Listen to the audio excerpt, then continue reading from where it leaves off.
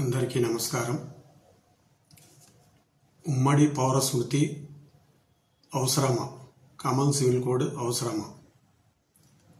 ఢిల్లీ హైకోర్టులో ఒక విచిత్రమైన విడాకుల వ్యాజ్యం వచ్చింది. రాజస్థాన్లోని మీనా తెగకు చెందిన స్త్రీ తన విడాకుల విషయంలో హిందూ వివాహ చట్టం వర్తించదని 2021లో ఢిల్లీ హైకోర్టును ఆశ్రయించింది. ఈ కేసు పూర్వాపరాలను పరిశీలించిన తర్వాత కోర్టు ఒక తెగకు చెందిన వ్యక్తి తన ఇష్టపూర్వకంగా హిందూ మతాచారాలను సాంప్రదాయాలను పాటించినట్లయితే వారు హిందూ వివాహ చట్టం 1955 పరిధిలోకే వస్తారు. అందువల్ల అనిశ్చితమైన సాంప్రదాయాలను వ్యక్తులపై రుద్దకుండా క్రోడీకరించిన చట్టాలు రక్షణ కల్పిస్తాయని స్పష్టం చేసింది. పెళ్లి, విడాకులు, వారసత్వం తదితర అంశాలపై వివిధ మతాల, తెగల వ్యక్తిగత చట్టాల మధ్య ఏర్పడే వైరుధ్యాలను తొలగించడానికి ఉమ్మడి పౌరస్మృతి కామన్ సివిల్ కోడ్ ఆవశ్యకతని చెబుతూ ఇదివరకే వివిధ కోర్టుల్లో నిర్ణయించిన సూత్రాలను కల్పించిన రక్షణలను పొందుపరుస్తూ విధి విధానాలను రూపొందించడం ద్వారా వ్యక్తిగత మత చట్టాల కారణంగా పౌరులు నష్టపోకుండా చూడాలని ఆదేశించింది. అంతేకాకుండా భారతీయ సమాజం క్రమంగా ఏకరూపతను సంతరించుకుంటోందని, సాంప్రదాయకమైన కుల, మత, వర్గ అడ్డగోడలు క్రమంగా తొలగిపోతున్నాయని అభిప్రాయపడింది. ఢిల్లీ హైకోర్టు ప్రధాన న్యాయమూర్తి జస్టిస్ ప్రతిభా ఎం సింగ్ ఉమ్మడి పౌరస్మృతి ఆవశ్యకతను నొక్కి చెబుతూ భారత రాజ్యాంగం 44వ అధికరణంలో ఆశాభావం వ్యక్తం చేసిన భారత పౌరులందరికీ ఉమ్మడి పౌరస్మృతి కేవలం ఒక ఆశగానే మిగలకూడదు. శ్రీమతి జోర్డన్ డేంగ్ డే వ్యాజ్యంలో ఇచ్చిన తీర్పును న్యాయశాఖ పరిగణలోకి తీసుకొని ఈ దిశలో సరైన చర్యలు చేపట్టాలని సుప్రీంకోర్టు 1985లోనే ఆదేశించింది. ఈ తీర్పు వెలువడి 3 దశాబ్దాలు గడిచినా ఇప్పటి వరకు ఈ విషయంలో ఎలాంటి చర్యలు తీసుకున్నారో తెలియడం లేదని అసంతృప్తి వ్యక్తం చేయడంతో పాటు కేంద్ర ప్రభుత్వం ఇప్పటికైనా దీనిని అమలు చేయడానికి అవసరమైన చర్యలు చేపట్టాలని ఆదేశించింది. రాజ్యాంగం పవిత్రత, అలుంఘనీయత గురించి గగ్గోలు పెట్టే స్వయం ప్రకటిత సెక్యులరిస్టులు అసలు రాజ్యాంగము, దేశంలోని అత్యున్నత న్యాయస్థానమైన సుప్రీంకోర్టు ఉమ్మడి పౌరస్మృతి అమలు గురించి ఎన్నిసార్లు చెప్పినా మూగ, గుడ్డి, చెవిటివారిలాగా నటిస్తారు ఓటు బ్యాంకు రాజకీయాల కోసం. నిజానికి వీరు ఏటవాళ్ళ లౌకికవాదులు. తమ భావజాలానికి అనుగుణంగా ఉన్నప్పుడు మాత్రమే లౌకికవాదులుగా రెచ్చిపోయే కన్వీనియంట్ సెక్యులరిస్టులు. ఉమ్మడి పౌరస్మృతిపై అంబేద్కర్.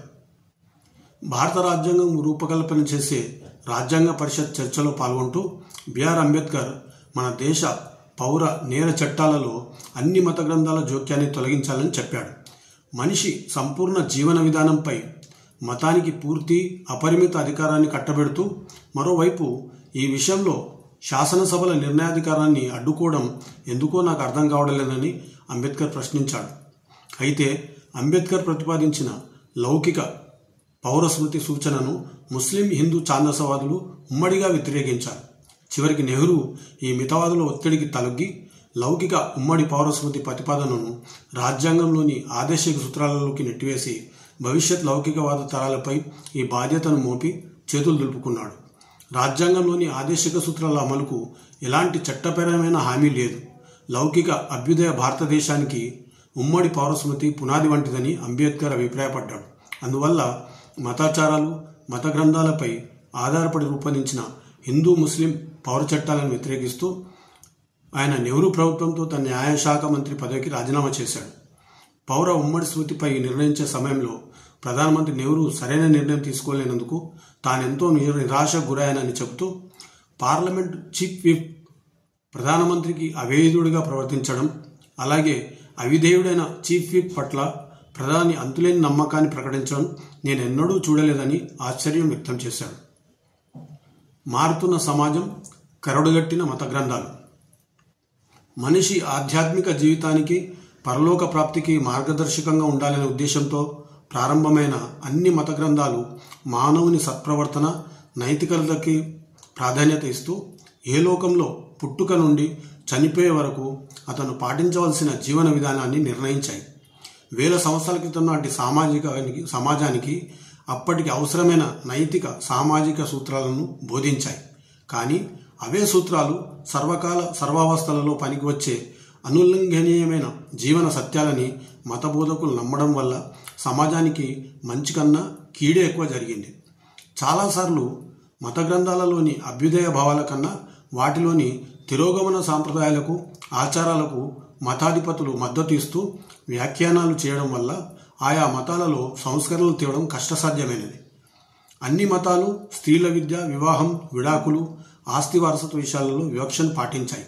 మధ్యయుగాలలో హిందూ మతంలో బాల్య వివాహాలు చేయడం, విధవా పునర్వివాహాలను నిషేధించడం, బహుభార్యతత్వం, స్త్రీలకు ఆస్తిలో న్యాయమైన వాటా నిరాకరించడం వంటి దురాచారాలు ఉండేవి.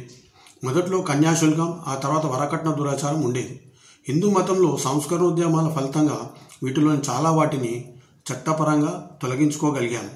ముస్లింలలో విధవా పునర్వివాహం, స్త్రీలకి వాటా విషయంలో కొంత అభ్యుదయ భావాలు ఉన్నప్పటికీ ముస్లిం పురుషులు తమకు తోచినప్పుడు నోటి మాటగా విడాకులు ఇచ్చే ఆచారం, పురుషులకు 4 స్త్రీలను పెళ్లి చేసుకునే బహుభార్యతత్వ ఆచారం, బాల్య వివాహాల అనుమతి మొదలైన సాంప్రదాయాలు ముస్లిం సమాజాన్ని వెనక్కి నెట్టివేశాయి.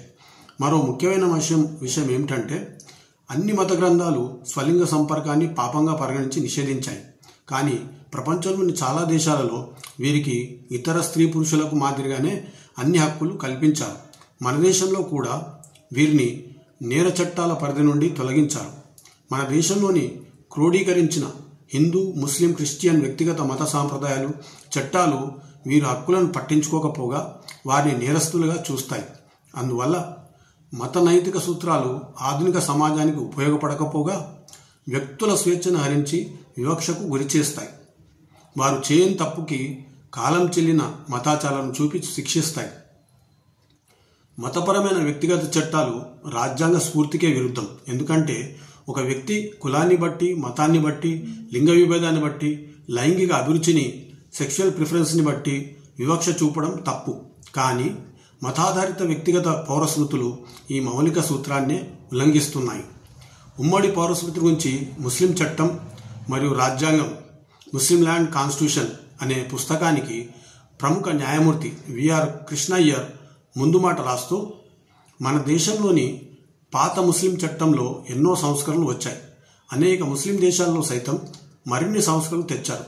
శాశ్వతమైన, తిరుగులేని పవిత్ర సూత్రాలు అనేవి నిరంతరం మారుతున్న నేటి ప్రపంచంలో మానవ సమాజానికి పొసగవు. పరిణామశీలమైన చరిత్ర గతి నుండి ఎవ్వరూ తప్పించుకోలేరు.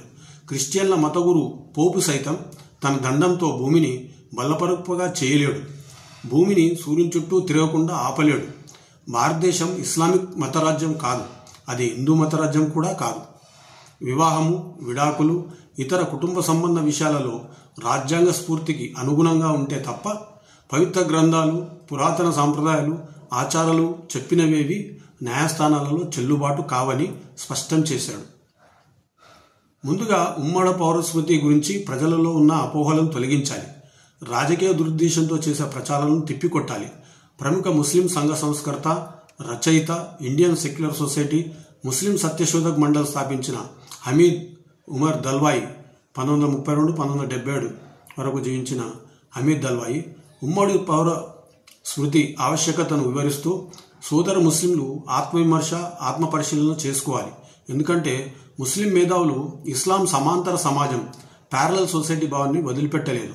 వారు ఇస్లాంను రాజకీయాల నుంచి దూరం చేయడం నేర్చుకోవడం లేదని తన చారిత్రక భారం బర్డెన్ ఆఫ్ హిస్టరీ అనే పుస్తకంలో వివరించారు. అందువల్ల సుప్రీంకోర్టు ఆదేశాలను పాటించి భారత ప్రభుత్వ న్యాయశాఖ ఉమ్మడి పౌర స్మృతిపై జాతీయ కమిషన్ ఏర్పాటు చేసి న్యాయవాదుల, మేధావుల, ప్రజల సూచనలను పరిగణనలోకి తీసుకొని వివిధ ప్రజాస్వామిక దేశాల్లోని లౌకిక పౌర చట్టాలని అధ్యయనం చేసి ముసాయిదా రూపొందించి పార్లమెంట్లో సమగ్రంగా చర్చించి ఆమోదించాలి. రాజ్యాంగ మౌలిక సూత్రమైన ఉమ్మడి పౌర స్మృతిని వాస్తవం చేయాలి.